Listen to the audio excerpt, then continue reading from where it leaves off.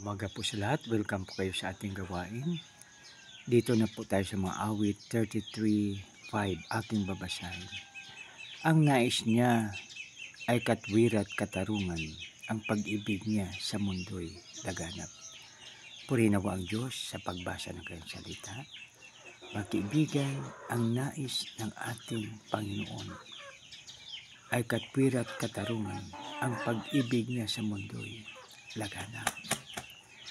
So, dito mga kaibigan, naalaala ko yung awit ng tinuturo ng aking asawa sa aming anak. Sabi niya, ang Diyos gugma. Ang Diyos gugma, maghigugma ay gigita. No?